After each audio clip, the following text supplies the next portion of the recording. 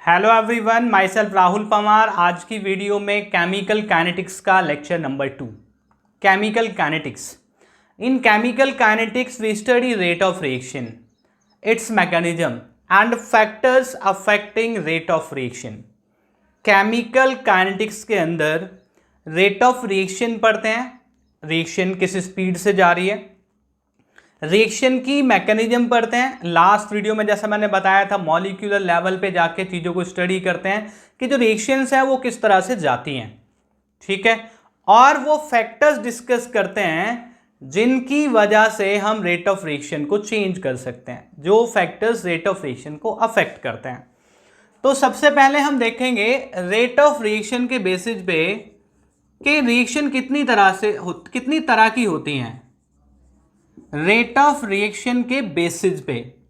तो rate of reaction के basis पे अगर बात करें तो 3 तरह की रिएक्शन होती हैं, जिसमें पहली रिएक्शन है वो रिएक्शंस जो फास्ट रेट वाली होती हैं। जनरली ऐसे रिएक्शंस आयोनिक रिएक्शंस होती हैं। फास्ट रेट रिएक्शन का एग्जांपल बताऊं आपको, आपने रिएक्शन पढ़ी है सोडियम क्लोराइड और सिल्वर नाइट्रेट के एक्वस सॉल्यूशंस हैं, दोनों को जब मिलाते हैं तो आपने रिएक्शन पढ़ी होती है 10th लेवल में। यहाँ पे AgCl का PPT बनता है, आपको याद आ गई होगी रिएक्शन।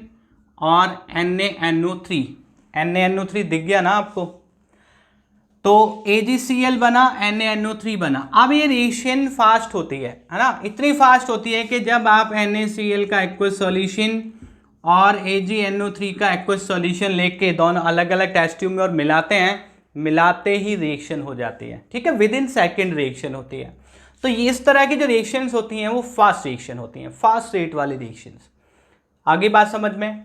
दूसरी तरह की जो रिएक्शंस होती हैं वो होती हैं स्लो रिएक्शंस, यानी कि जिनके रेट स्लो होते हैं, स्लो रेट रिएक्शंस। इसके लिए एग्जाम्पल, बहुत बढ़िया से एग्जाम्पल होता है इसके लिए rusting of iron. Rusting of iron समझ सकते हैं हम, स्लो रिएक्शन है। कैसे रेट डिटरमाइन करेंगे, कैसे रेट पढ़ेंगे, ठीक है।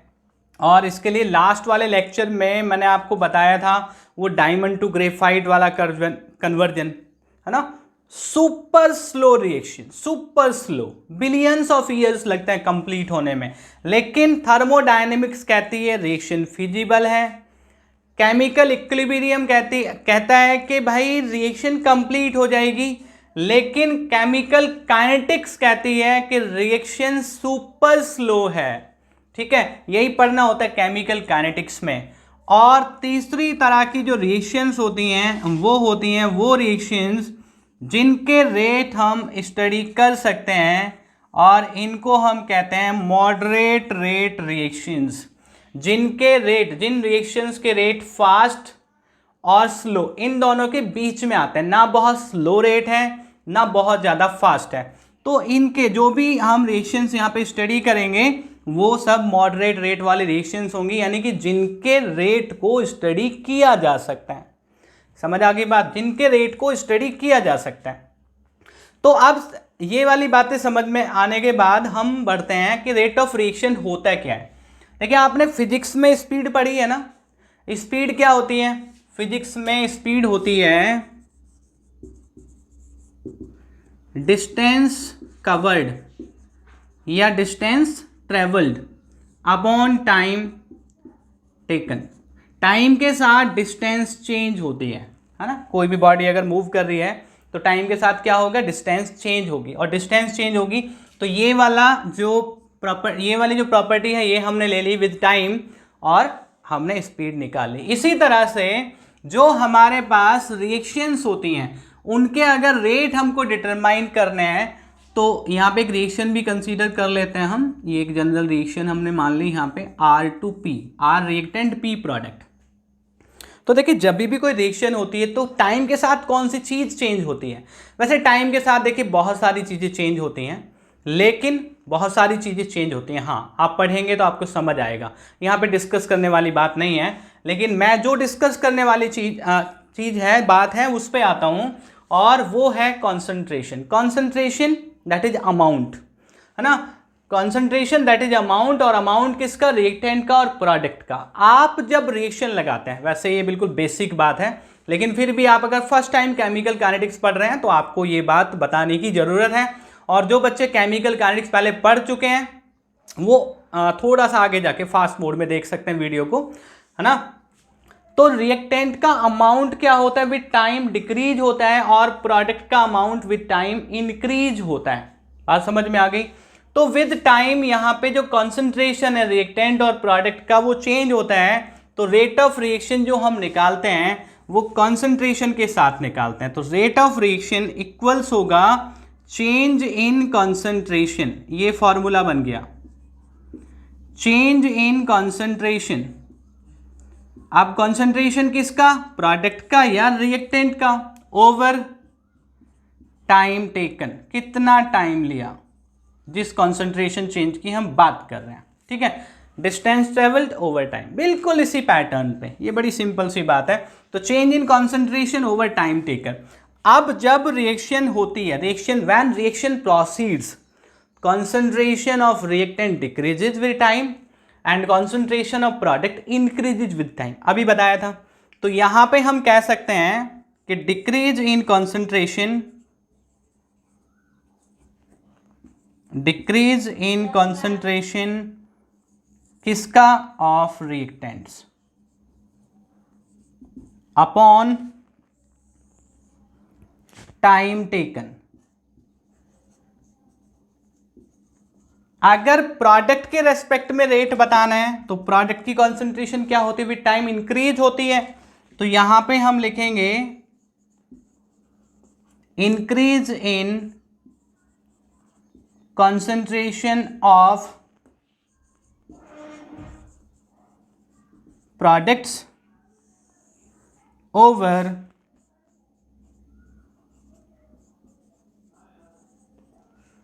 टाइम टेकन, ठीक है। तो रिएक्टेंट की टर्म में, प्रोडक्ट की टर्म में, इस तरह से हम ले सकते हैं। अब इस चीज को ना ग्राफ की हेल्प से समझते हैं।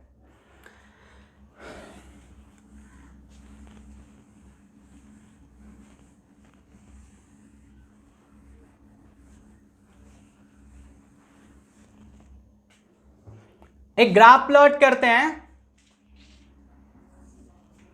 कंसंट्रेशन वर्सेस टाइम, कंसंट्रेशन और टाइम के बीच।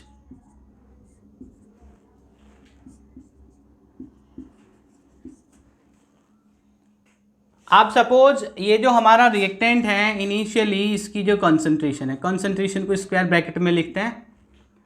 तो सपोज इनिशियली इसकी जो कंसंट्रेशन है वो यहाँ पे है, तो इसको लिख देंगे हम R0, और कंसंट्रेशन विद टाइम इस तरह से चेंज होता है, ठीक है। प्रोडक्ट की कंसंट्रेशन इनिशियली क्या होगी, 0, और विद टाइम इंक्रीज होती है। तो यहाँ से इस तरह से ये प्रोडक्ट की कंसंट्रेशन हो गई। तो इसको यहाँ पे आप मेंशन भी कर सकते हैं, ग्राफ में बना लें आप ग्राफ। ये हो गए रिएक्टेंट के लिए, और ये जो ग्राफ है बेटा ये हो गया आपका प्रोडक्ट के लिए, ठीक है। अब देखो आप किसी भी टाइम t1 पे, suppose this is your time t1, this time t1, और एट दिस टाइम t1 जो रिएक्टेंट की कॉन्सेंट्रेशन है, suppose this is R1। Reaction चली, after time t1 we check the concentration of reactant. तो reactant की concentration time t1 पे कितनी हमने कंसीडर की है, R1 है सपोज। और यहाँ पे थोड़ी सी रिएक्शन को और चलने देते हैं, उसके बाद फिर देखते हैं, थोड़ी चली तो सपोज आफ्टर टाइम t2 हम चेक करते हैं रिएक्टेंट की ये प्रोडक्ट की कॉन्सेंट्रेशन हो गई, सॉरी यहाँ पे ये रिएक्टेंट यहीं पे आएगा, ठीक है। तो ये टाइम t1 पे रिएक्टेंट की कॉन्सेंट्रेशन R1, और ये टाइम t2 पे रिएक्टेंट की concentration R2। This is the change in concentration.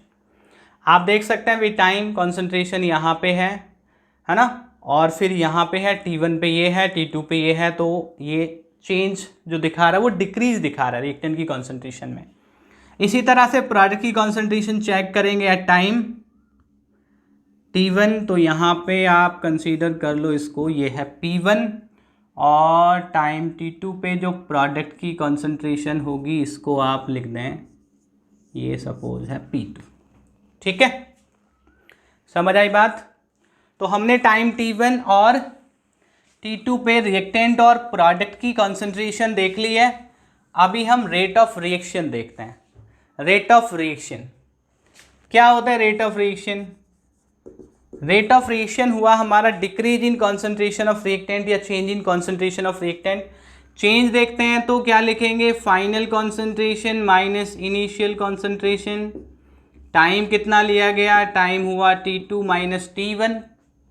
ठीक, प्रोडक्ट की टर्म में लिखेंगे तो यहाँ पे फाइनल प्रोडक्ट की कॉन्सेंट्रेशन क्या है? P2। इनिशियली क्या है? इनिशियली मतलब जो यहाँ पे T1 पे देख रहे हैं, फाइनल हम T2 पे देख रहे हैं, divided by T2 minus T1। अब एक इंपॉर्टेंट बात देखिए, रिएक्शन का, किसी भी रिएक्शन का रेट कभी नेगेटिव नहीं होता। ठीक है, कभी भी कोई रेट नेगेटिव नहीं होता। लेकिन अगर हम यहां देखें तो यहां R2 माइनस R1, R2 की जो R2 जो है वैल्यू वो कम है और R1 की वैल्यू ज़्यादा है। तो जब कम में से ज़्यादा वैल्यू को माइनस करते हैं तो नेगेटिव वैल्यू आएगी, और अगर नेगेटिव वैल्यू आई तो रेट हमारा नेगेटिव हो जाएगा। Rate can never be negative. तो इसके लिए हम क्या करते हैं? इसके लिए चलो इसको बाद में लिखेंगे। यहाँ पे हम -1 से मल्टीप्लाई करते हैं। कई बार बच्चे कंफ्यूज होते हैं कि सर यहाँ पे माइनस साइन क्यों आता है और यहाँ पे प्लस साइन क्यों आता है। तो बेटा उसका रीजन ध्यान से सुन लो आप। उसका रीजन यही है कि rate can never be negative, और अगर हम रिएक्टेंट की टर्म्स में रेट निकाल रहे हैं तो फाइनल माइनस इनिशियल, ये वैल्यू कम है, ये वैल्यू ज़्यादा है। कम में से ज़्यादा को हम माइनस करेंगे तो माइनस वैल्यू आती है, नेगेटिव रेट हो नहीं सकता। दोबारा से बता देता हूँ, तो to make this rate positive we multiply by -1। यहाँ पे -1 इसलिए आता है। अगर हम प्रोडक्ट वाली चीज़ें देखें तो यहाँ पे आप देखोगे P2 ज़्यादा होता है, प्रोडक्ट की कॉन्सेंट्रेशन तो टाइम के साथ इंक्रीज होती है, तो P2 माइनस P1, ये ज़्यादा ये कम, तो यहाँ पे जो वैल्यू आएगी वो पॉजिटिव ही आएगी। No need to multiply by -1, इसलिए यहाँ पे नेगेटिव साइन और यहाँ पे पॉजिटिव साइन रहता है बेटा। अब चेंज को कैसे दिखाते हैं? चेंज को हम दो तरह से दिखाते हैं। एक तो दिखाते हैं डेल्टा से, ठीक है, ये नेगेटिव, और कैसे दिखाते हैं? एक दिखाते हैं डी से। अब डी कब यूज करते हैं, डेल्टा कब यूज करते हैं, ये मैं बताऊंगा, लेकिन आप समझ लो कि ऐसे भी दिखा सकते हैं, ऐसे भी दिखा सकते हैं। ठीक है, इसी तरह से यहां पे del P over del T equals D से दिखाएंगे तो D P over D T.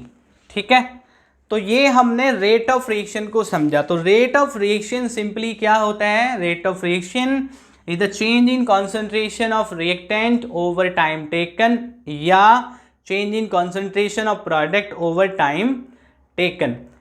Reactant की कॉन्सेंट्रेशन डिक्रीज होती है तो decrease in concentration of reactant over time taken बोल सकते हैं। प्रोडक्ट की कॉन्सेंट्रेशन विद टाइम इंक्रीज होती है तो increase in concentration of product over time taken बोल सकते हैं। ये चीज़ें आपने नोट कर ली हैं, मैंने बोर्ड रब करके वापस ये चीज़ें लिखी हैं, थोड़ी सी चीज़ों को समझेंगे अच्छे से। तो अगर आपने नोट नहीं किया वापस नोट कर लो, स्क्रीनशॉट आप ले लो। ठीक है, हमने देखो एक पॉइंट यहाँ पे ये समझना है। पॉइंट एक तो ये समझा हमने कि भी नेगेटिव यहाँ क्यों होता है, पॉजिटिव यहाँ क्यों होता है। दूसरा, हम यहाँ पे D R over D T लिख रहे हैं रेट को, यहाँ पे हम del R over del T लिख रहे हैं। ये कब यूज करते हैं? देखिए, जो हमारे रेट होते हैं ना, उनको हम दो तरह से डिटरमाइन कर सकते हैं। दो तरह के रेट होते हैं ये कह सकते हैं। तो कौन से रेट होते हैं? एक रेट हमारे पास होता है average, average rate of reaction. Rate of reaction को ROR भी लिख देते हैं ना, जैसे ये मैंने लिखा तो इसको लिख देंगे ROR। और दूसरा होता है हमारा instantaneous rate. Instantaneous rate of reaction. ठीक है, अब देखो आप कोई डिस्टेंस ट्रेवल करते हो, सपोज आपको पॉइंट ए से पॉइंट बी पे पहुंचना है बाई कार, बाई बाइक भी जा सकते हैं आप, कोई प्रॉब्लम नहीं है। तो यहाँ से यहाँ तक का जो डिस्टेंस है बेटा, सपोज वो 100 किलोमीटर है and you take 2 hours to cover this distance. 2 घंटे में आप ये डिस्टेंस कवर कर लेते हैं। तो आपकी स्पीड बताना क्या हुई, है ना, एवरेज स्पीड निकालेंगे आप। 100 डिवाइडेड बाई 2, है ना, 50 किलोमीटर पर आवर। लेकिन क्या आप 50 किलोमीटर पर आवर की स्पीड से कॉन्स्टेंटली मूव किए? नहीं। कॉन्स्टेंटली गए? नहीं। कहीं आपकी बाइक फास्ट हुई होगी, कहीं आपकी बाइक कम हुई होगी, कहीं आपने खड़े होकर चाय भी पी होगी, कहीं आपने खड़े होकर रेस्ट भी किया होगा। ठीक है, तो ये जो आपने यहाँ पे 50 किलोमीटर पर आवर जो निकाली है, ये एवरेज स्पीड है। अब जो दूसरी स्पीड होती है, या रिएक्शन रेट ऑफ रिएक्शन की टर्म्स में कहें कि जो दूसरा रेट होता है वो हमारा क्या होता है, इंस्टेंटेनियस। इंस्टेंटेनियस कहाँ से पता चलेगा? आप कार में हैं, आप बाइक पे हैं, आप बाइक का स्पीडोमीटर देखें, उस स्पीडोमीटर को जैसे ही आपने एक्सीलेटर दिया, या एक्सीलेटर जैसे ही आपने दिया, तो वहाँ पे आप देखेंगे कि जो स्पीडोमीटर है वो आपको क्या दिखाएगा? स्पीड दिखाएगा बाइक की या कार की। तो ये जो स्पीड है ये ऑब्वियसली इंस्टेंटेनियस स्पीड है। एट पर्टिकुलर मोमेंट जो स्पीड है, अभी आप जहाँ पे हैं वहाँ पे जो स्पीड है, इसको हम कहते हैं इंस्टेंटेनियस स्पीड। अब रेट ऑफ रिएक्शन के लिए बात करते हैं। एवरेज रेट क्या है? एवरेज रेट ऑफ रिएक्शन ये है कि एक टाइम इंटरवल में आप रेट ऑफ रिएक्शन निकाल रहे हैं कि टाइम t1 पे आपने rate of reaction, concentration of reactant और प्रोडक्ट चेक किया, और कुछ टाइम रिएक्शन को चलने देते हैं। चलने देने के बाद टाइम t2 पे आप फिर से रिएक्टेंट की या प्रोडक्ट की कॉन्सेंट्रेशन चेक करते हैं। तो t2 माइनस t1, इस टाइम इंटरवल में जो रेट ऑफ रिएक्शन आपने निकाला उसको हम कहते हैं एवरेज रेट ऑफ रिएक्शन। तो एवरेज से मतलब है कि वहां पे टाइम इंटरवल होगा एक। इंस्टेंटेनियस से क्या मतलब है? एट अ पर्टिकुलर मोमेंट, है ना, एक पर्टिकुलर इंस्टेंट पे आपको स्पीड बतानी है। तो सपोज ये एक पॉइंट है, यहाँ पे आपको रेट ऑफ रिएक्शन बताना है। स्पीडोमीटर वाली बात आपको समझ आ गई।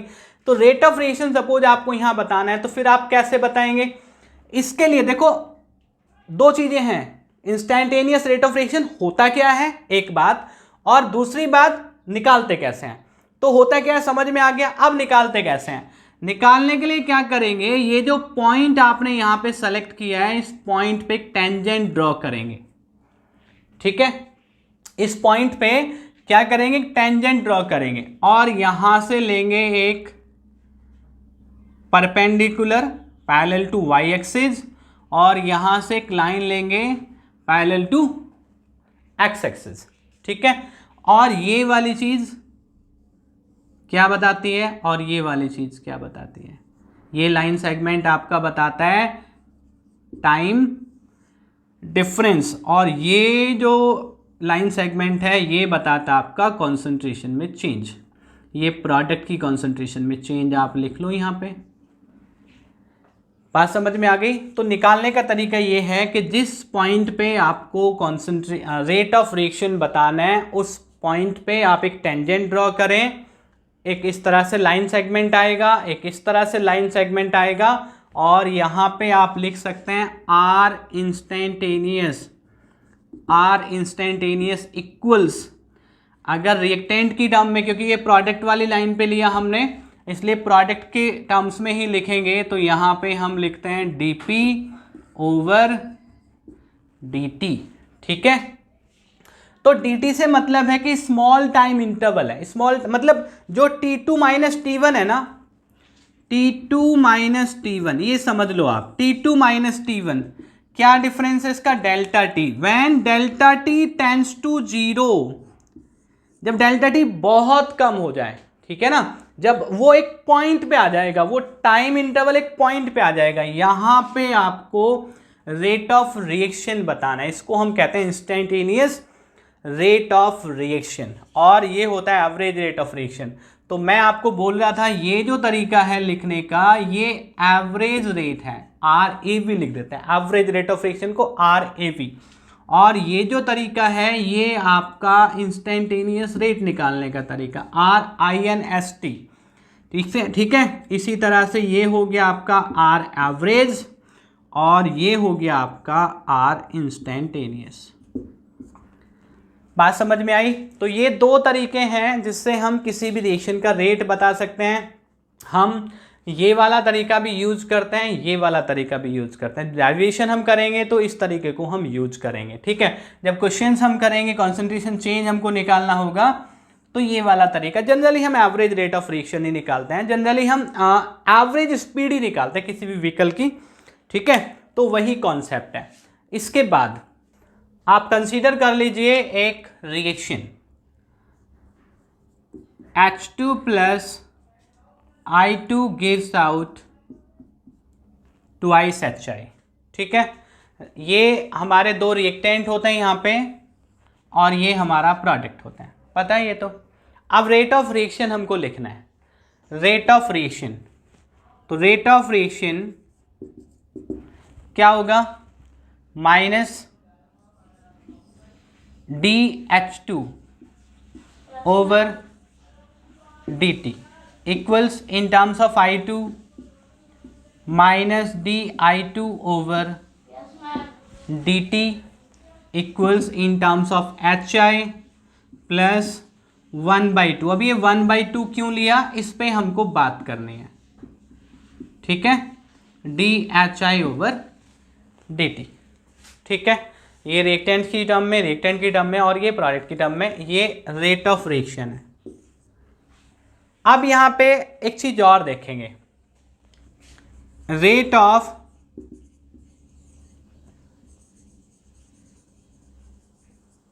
Consumption of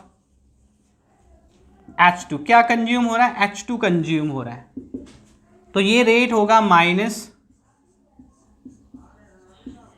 DH2 over dt। Rate of consumption of I2 equals minus DI2 over dt। ठीक है। अब फॉर्म क्या होता है, एम्पियर क्या होता है, HI। तो रेट ऑफ प्रोडक्शन लिख दें, फॉर्मेशन लिख दें, rate of production of HI equals plus DHI over dt। ये rate of production of HI है। तो क्या DHI ओवर dt और DH2 ओवर dt इक्वल हैं? नहीं, ऑब्वियसली नॉट। क्यों?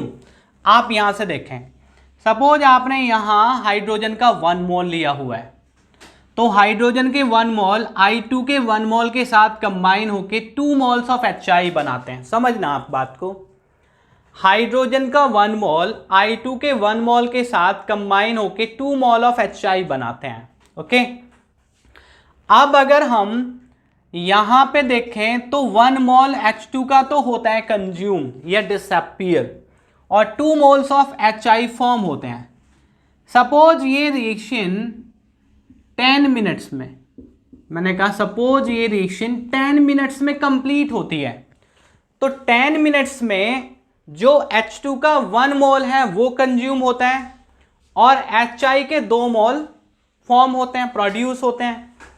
तो HI का जो फॉर्मेशन है, HI के फॉर्मेशन का जो रेट है, ऑब्वियसली H2 के कंजप्शन के रेट से डबल होगा। बात समझ में आ गई? क्यों? क्योंकि 10 मिनट्स में HI के तो 2 मोल्स बनते हैं और H2 का 1 मोल ही क्या होता है, कंज्यूम होता है। तो जितनी देर में H2 का 1 मोल कंज्यूम होता है उतने ही टाइम में HI के 2 मोल फॉर्म हो जाते हैं, प्रोड्यूस हो जाते हैं। तो rate of formation of HI obviously double है to the rate of consumption of H2। तो इसका मतलब ये हुआ कि यहां पे ये DH2 ओवर dt और DHI ओवर dt इक्वल नहीं है। तो कितना है? अब ये जो रेट है ये डबल है, ये रेट डबल है। तो यहां हमने अगर DH2/dt और DHI/dt में रिलेशन देखो आप, तो हमने DH2/dt equals half of DHI/dt लिखा है। तो देखो, जब हम इस तरह से रेट लिखते हैं तो यहां पे जो स्टोइकियोमेट्रिक कोएफिशिएंट होते हैं उनका बहुत ज्यादा सिग्निफिकेंस होता है। इस बात को आप समझ लें, है ना, ये बहुत काम आने वाली चीज है। फिर समझा दूं, जिसने टाइम में H2 का जितना अमाउंट क्या होता है, कंज्यूम होता है, उतने ही टाइम में HI का डबल अमाउंट प्रोड्यूस होता है। तो rate of formation of HI just double to the rate of consumption of H2। तो DH2/dt और DHI/dt के बीच रिलेशन अगर हम बनाएं तो DH2/dt equals half of DHI/dt होगा कि नहीं होगा? होगा, ऑब्वियसली होगा। ठीक है बेटा। तो अब एक रिएक्शन और बताता हूं इसके लिए। इसी तरह से चीजें आप लिखेंगे N2 प्लस, सपोज हमने अमोनिया का फॉर्मेशन करना है, N2 plus 3H2 gives out twice NH3। Twice NH3 लिखा है, देख लेना, दिख रहा होगा वैसे तो, लेकिन अगर नहीं दिख रहा तो यहां पे मैंने ट्वाइस NH3 लिखा है। ठीक है। तो यहां पे अगर हम रेट लिखेंगे तो रेट इक्वल्स क्या लिखेंगे, N2 की टर्म्स में। N2 पे कोई स्टोइकियोमेट्रिक कोएफिशिएंट नहीं है तो यहां पे लिख देंगे dN2/dt इक्वल्स 3H2 है यहां पे, तो यहां पे आएगा 1/3, है ना, नेगेटिव साइन क्यों ले रहे हैं, आई टोल्ड यू। और DH2/dt equals in terms of NH3 तो प्लस 1/2 dNH3/dt। ठीक है बेटा। तो इस तरह से हम किसी भी इक्वेशन के लिए क्या कर सकते हैं, बता सकते हैं rate of reaction in terms of rate of consumption of reactant और in terms of rate of production of HI। अब एक जनरल रिएक्शन के लिए हम यहां पे लिखेंगे इस तरह से रेट ऑफ रिएक्शन, और उनको फिर अप्लाई करेंगे हम क्वेश्चंस में। ठीक है।